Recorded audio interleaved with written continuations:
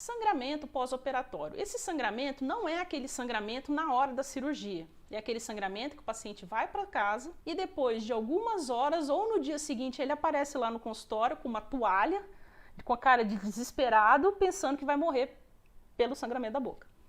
É esse sangramento que eu estou falando. Problemas na própria área a ser operada, né? Então, algum problema aconteceu, houve um rompimento de algum vaso que a hemostasia não foi bem controlada no pós-operatório para acontecer isso. Os tecidos da boca e da mandíbula, né, gente, eles são altamente vascularizados. Isso é um fato, tá? Então, se tem uma região que pode acontecer sangramento, é a boca. Língua também pode ocorrer, provocar sangramentos secundários, né, por fazer pressão na região, pressão negativa, para dissolver o coágulo, ou seja, ele pode fazer tanto pressão na região e acabar fazendo com que o coágulo desloque, como também pressão negativa, né? Como por exemplo quem suga um canudinho. E aí faz com que o coágulo se desloque da região e aí começa o sangramento novamente, de dentro do alvéolo. As enzimas salivares também podem ajudar, né, a causar isso daí, dissolvendo o coágulo antes da organização do tecido de granulação, que é o primeiro tecido que vai chegar lá para começar a organizar a bagunça. A prevenção, né, gente, é você observar históricos anteriores. Principalmente isso, se o paciente virar para você, não, eu já tive hemorragia na boca, você já vai fazer a sua cirurgia com uma sutura mais oclusiva. Você vai observar um pouco mais, de repente você termina a extração e pede para o paciente aguardar enquanto você faz a receita, o atestado, tudo lá na recepção. Deixa ele lá um pouquinho na cadeira, uns 10 minutos, para ver se não tem muito sangramento. Depois você chama ele de novo para ver se está controlado. Porque esses pacientes que já tiveram problemas são aqueles que, assim, nos estudos científicos, né, mostram que são os mais propensos a voltar a ter problemas. Histórico familiar, né, familiares, o pai, a mãe, o irmão teve um problema semelhante. E as medicações, gente, as medicações, eu já cansei de falar das medicações. Pelo amor de Deus, veja as medicações que seus pacientes tomam. Tá? Tem gente que toma S que nem balinha, acha que faz bem tomar um AS por dia, diz que faz bem, né? A pessoa fica bem, fica, né, saudável, tranquila e toma como se fosse uma balinha doce. E aí o que acontece? Você vai ter problema na hora de fazer a cirurgia. Não tem coagulação. As plaquetas são inutilizadas, como a gente já falou nas nossas aulas anteriores, em que a gente fala dos medicamentos perigosos para a cirurgia. Então é muito importante ver isso aqui, para evitar o problema. Agora, tem uma coisa que nem todo mundo lembra, mas é muito, muito importante.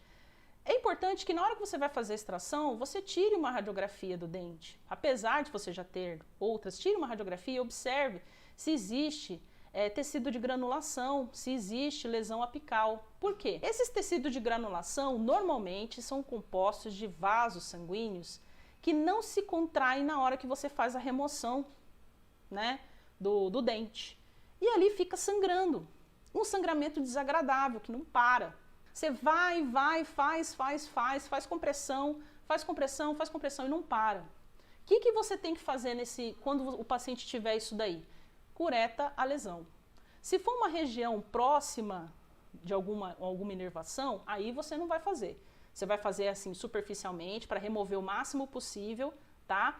Mas não mexe muito. Agora, se for, por exemplo, que nem aqui, ó, um lateral, né, gente? Cureta bem. Cavuca lá, tira tudo, raspa, deixa no osso. Lava bem, né, com soro, e depois você enche de novo o alvéolo com sangue. Só assim você vai fazer com que o efeito tampão funcione. Porque senão o próprio sangue que fica ali sangrando, vai expulsar o coágulo. Vai continuar o sangramento, fica um sangramento desagradável. Então, deverá ser curetado na região apical do alvéolo, né, ao redor do colo do dente. Às vezes a lesão se espalha ao redor ali dos dentes. Então, isso aqui é uma dica, gente, preciosíssima. Se você já alguma vez teve um dente que não parava de sangrar, você fez de tudo, não parou de sangrar, você devia ter curetado a lesão. Curetou a lesão, parece que é instantâneo, porque você remove toda aquela massa, né, que estava ali, os vasos neoformados e tal, você remove tudo aquilo ali que está causando aquele sangramento e simplesmente simplesmente resolve o problema. Se existirem tais artérias ou tecidos moles, né, ou seja, você tem que fazer essa curetagem de forma que você consiga visualizar muito, muito bem a região de onde está vindo a incidência do do sangramento, tá? Se existirem tais artérias ou tecidos moles, deverão ser controlados com uma pressão direta ou com a compressão, ou se a compressão for insuficiente, você fazer o pinçamento da artéria. Tem também aquela técnica da ligadura que eu mostrei quando a gente conversou sobre sangramentos, né? Você faz como se fosse um nozinho ali naquele vasinho, você pinçou o vaso, parou de sangrar, você dá uma volta com fio de sutura na pinça hemostática e desce o nó até a região ali da pontinha da pinça. Você vai dar uma pinçada, vai fazer uma ligadura ali naquele vasinho. E com sutura absorvível, né, gente? Por favor, você não vai abrir de novo depois para tirar a sutura lá do vaso, né? O cirurgião também deverá checar o sangramento do osso, tá? Às vezes, gente, temos arteríolas, né? As arteríolas são engraçadas. Quando você tira o dente tal do osso, ela espirra uns jatinhos assim de sangue, tá? Elas são engraçadinhas. O cirurgião acha as coisas engraçadas, desculpa. Ou, se for uma vênulazinha, também vai ficar gotejando sangue. O que você tem que fazer? Pô, é dentro do osso, não dá para fazer compressão no osso, né?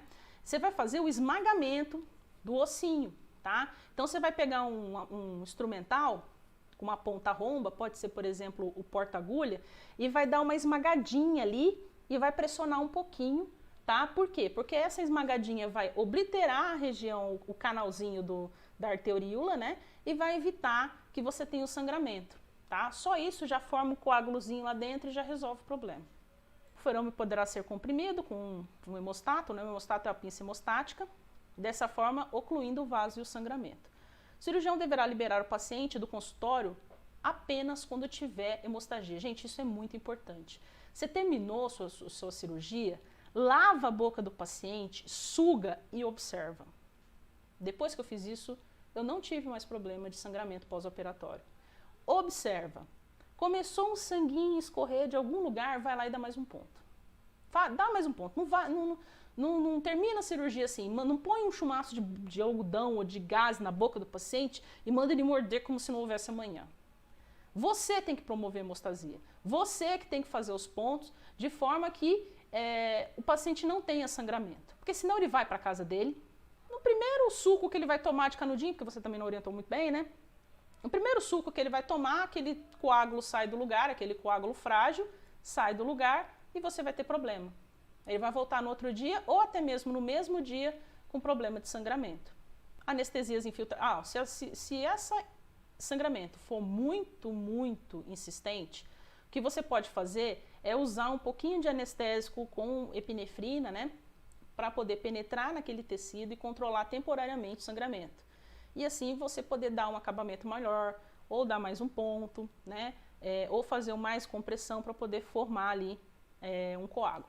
Só que assim, gente, essa parada, né, do sangramento, quando para o sangramento, ele vai ser fugaz. Ele vai ser pelo tempo que a epinefrina consegue fazer efeito comprimindo ali os vasos. Depois o paciente pode ter um efeito rebote e aí você vai ter um problema sério na região. Aquilo ali é só para você enxergar, visualizar bem o lugar onde você está fazendo a cirurgia, curetar, tirar todo o sangue velho, como está escrito ali, né? E você fazer um coágulo novo, né? Para formar e aí sim dar aquele efeito tampão. O paciente deverá receber instruções específicas sobre como colocar um chumaço de gás na região. Aí sim, você conseguiu estabilizar o problema e aí você dá um chumaço de gás para ele colocar um pouquinho e morder. Se caso voltar um pequeno sangramento, se o sangramento for grande, ele tem que voltar em você e você tem que resolver. A gente falou sobre sangramentos, né, de intercorrências no percurso da cirurgia e eu falei quais são os passos que você pode tomar. Não vou falar de novo porque, né, fica repetitivo. Mas basicamente é você... uma coisa que eu quero que deixe gravado na cabeça de vocês é que você não pode mandar seu paciente sangrando para casa. Não faça isso. A chance de você ter uma dor de cabeça é muito maior do que você ficar mais 10 minutos com ele e dar mais 2, 3 pontos. Tá? Faça isso, não deixe ele embora com sangramento, porque na alimentação, né, não beber água, não ficar cuspindo, porque você fala para o paciente não cuspir, mas é difícil, ele cospe, né? Vai acontecer, vai voltar o sangramento. Ele pode assustar muito, aí você está atendendo outras pessoas, ele chega lá com a boca sangrando, não é desagradável, né, gente? É complicado, né, de lidar com essa situação. O paciente também entra em desespero, coitado, ele fica desesperado porque ele não tem conhecimento, né? Então, é importante que você entenda isso. Antes de um paciente com sangramento secundário sair do consultório, o cirurgião, aí assim, o cirurgião deverá monitorar o paciente por pelo menos 30 minutos. O paciente teve um sangramento insistente, o paciente veio com sangramento secundário, ou seja, foi um sangramento do pós-operatório. O que você tem que fazer? Você tem que promover hemostasia, de alguma maneira, usando pinça hemostática, usando esponja hemostática, aumentando o poder de sutura, né? Aumentando a oclusão da sutura, fazendo compressão, mas de alguma forma você tem que fazer hemostasia. Give your jumps, dê os seus pulinhos, tá? Fez isso? Beleza. Você vai fazer com que o seu paciente fique sentado lá na recepção por pelo menos 30 minutos. Vai dar um chá de cadeirinha básico nele lá, ele vai ficar sentadinho, depois de 30 minutos você vai chamar ele de novo e vai observar se aquele sangramento realmente foi estabilizado, tá? Não faça só, a hemostasia passou, pode ir embora. E daqui na esquina o cara volta a ter sangramento de novo, você precisa controlar. Então isso é uma dica legal. Se o paciente já tem histórico de hemorragias, deixa ele uns 10 minutinhos na sua recepção enquanto você está fazendo atestado, receitas, enfim, essas coisas. E se o paciente tiver uma hemorragia secundária, ou seja, essa hemorragia realmente é no pós-operatório, faça isso aí que você vai evitar esse problema. 30 minutos dele sentadinho lá depois que você promoveu a hemostasia.